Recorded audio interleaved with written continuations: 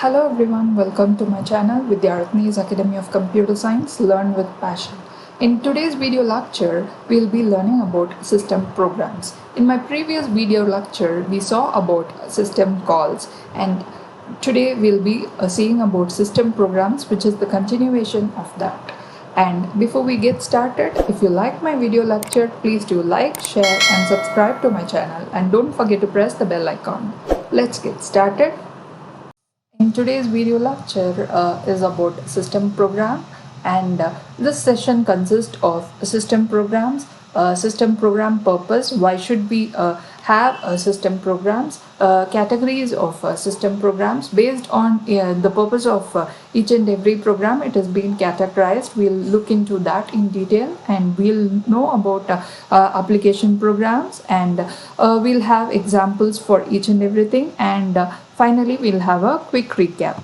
So what is a system program? An important aspect of modern system is the collection of system programs. So in order to understand what is system programs, first we have to know where the system program is and why should we learn about system programs. For that we have to we'll see the hierarchy of a computer system. So this is the hierarchy of computer system, and this diagram we have seen in the beginning of this session, beginning of this lecture series, that is in the beginning of unit 1. And here in this computer system hierarchy, we'll have computer hardware in the first level, and the computer hardware consists of CPU, memory, IO devices, etc. And next comes on top of the hardware is the operating system, and above that is the system programs, which we are going to see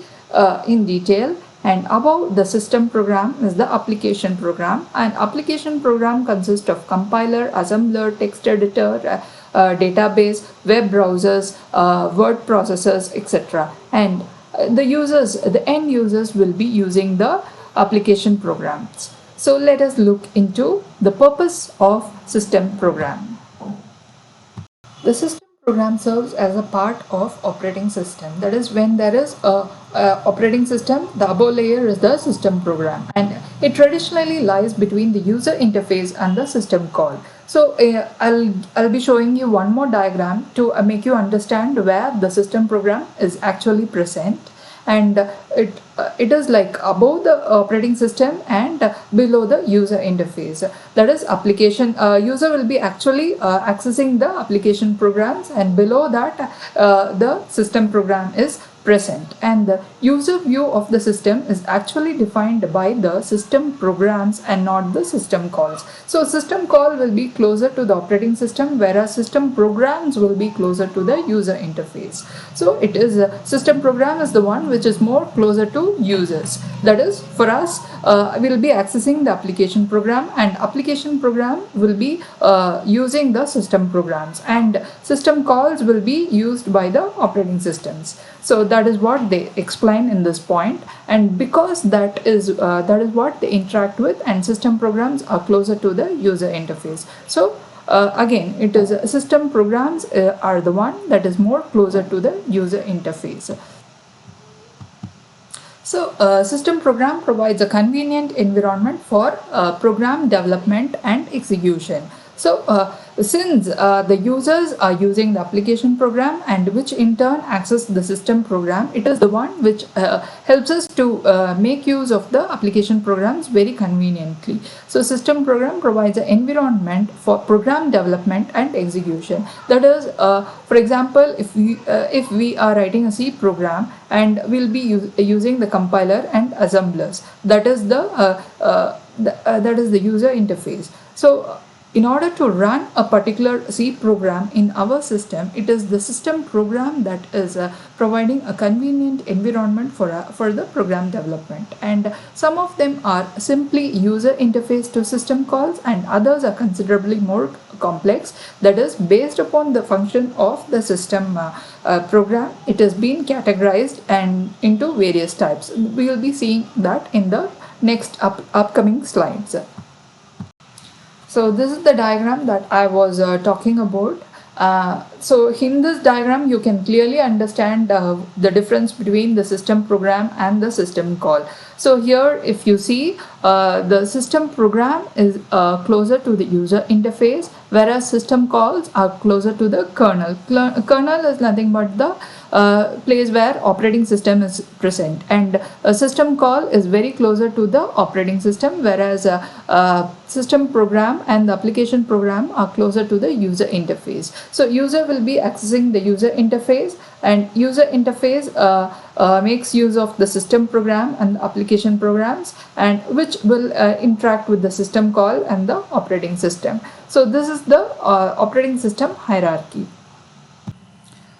Thus, system program as well as application program acts as a bridge between the user interface and the system calls, and system programs are the one accessed by the users, whereas system calls are always accessed by the operating system. Okay. Now let us see the categories of system program. Based upon the system program's functions, each and every system program is categorized into the following types, and first one is the file management. So file management, system programs that helps in file management comes under the category of file management system program. And file management, in the sense, it defines the process of manipulating files in the computer system. So what are the manipulations? It is like creating the file, deleting a file, copy, rename, print, dump, and listing a file, and in general manipulating files and directories come under file management. And the system programs that helps in doing all this comes under the category of file management system program. After file management, next is the status information system program. Status information system program provide required data on the current or past status of the system, and these are the system programs that ask for the system date and time, or the amount of available memory space or the disk space, the number of users, detailed performance, and logging and debugging information. So those programs that ask the system for the above status information come under the status information system program. Okay. Next is the file modifications. The system program that helps in file modification comes under the category of file modification system program. You might be thinking, what is the difference between file management system program and file modification system program?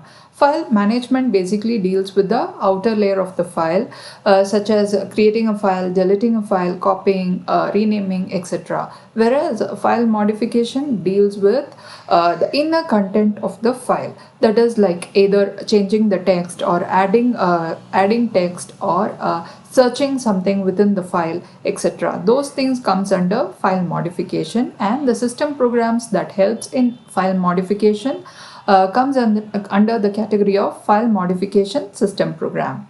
Several text editors may be available to create and modify the content of the file stored on the disk or other storage devices.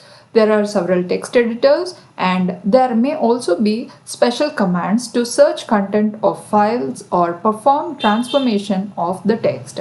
So there are special commands also in order to do this file modification, and the programs, system program that helps in file modification come under the category of file modification system program. All right. So next is the programming language support. The system programs that support the programming languages comes under the category of programming language support.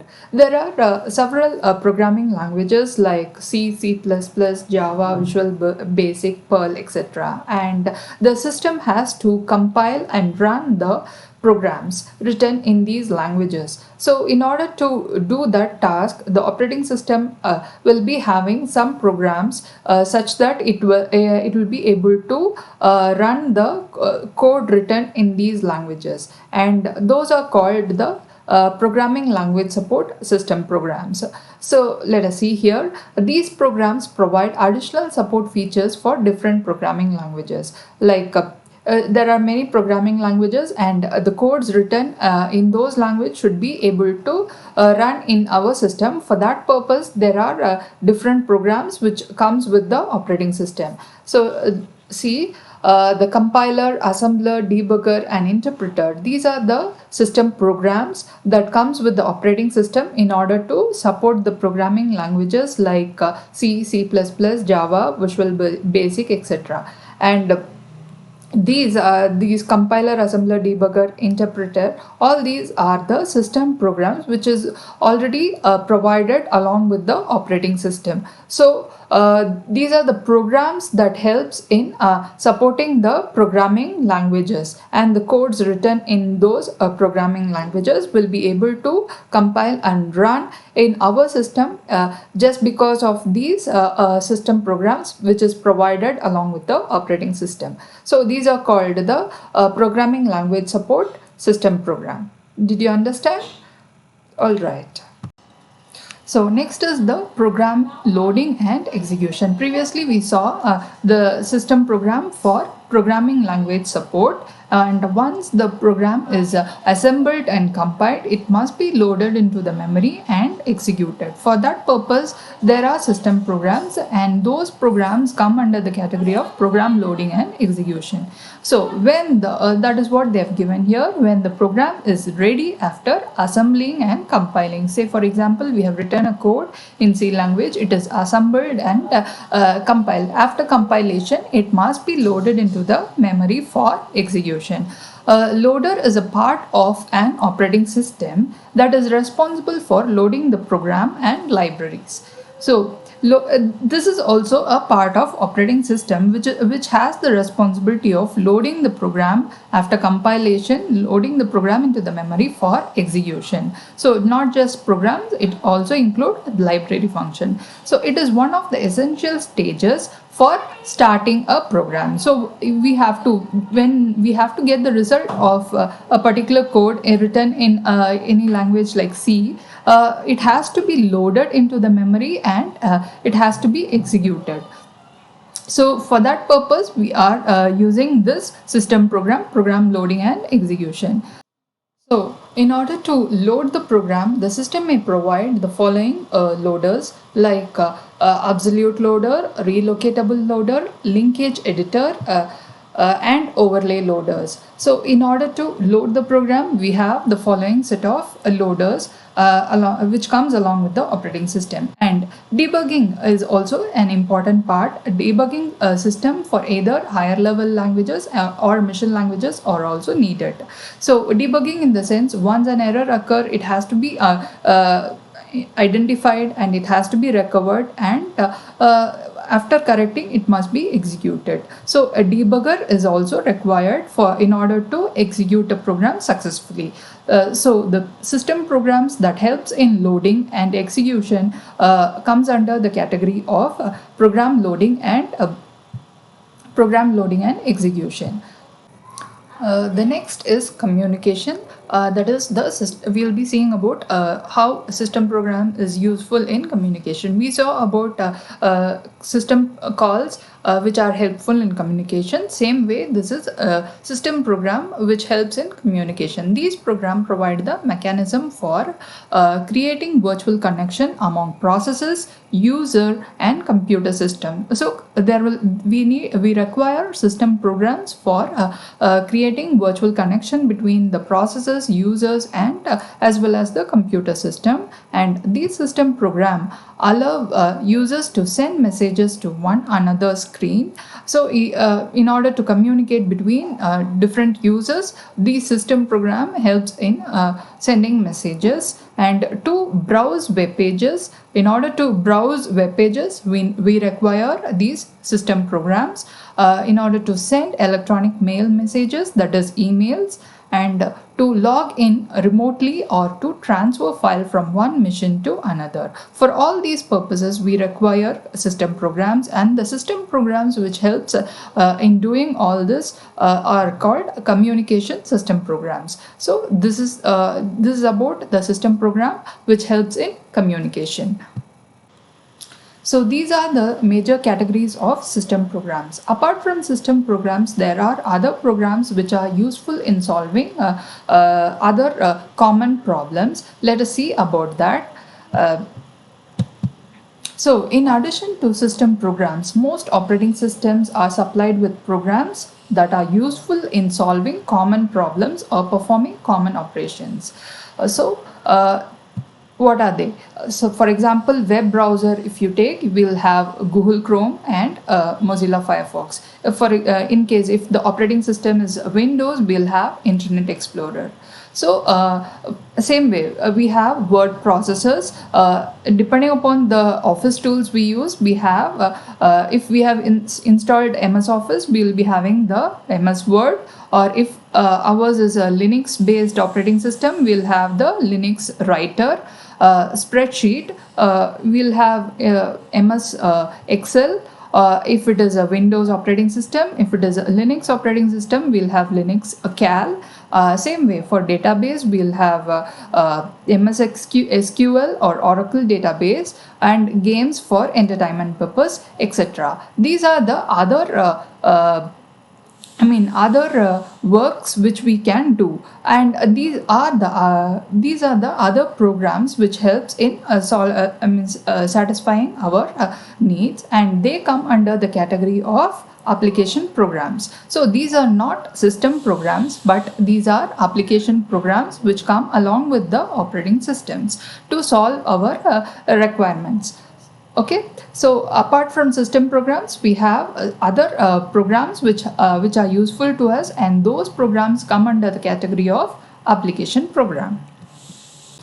Now let's have a quick recap about this session. In this session, we saw about system programs and the major categories of system programs. And first one is the file management, and the next is the status information, file modification, programming language support system program, program loading and execution system program, and we saw about the system programs that are helpful in communication, that is the communication system program. And apart from system programs, there are other programs which are helpful to us, and those are categorized under application programs. And that's all for this session, and my next video lecture will be on virtual machine. And thank you for watching my video. If you like my video, please do like, share and subscribe to my channel. Thank you.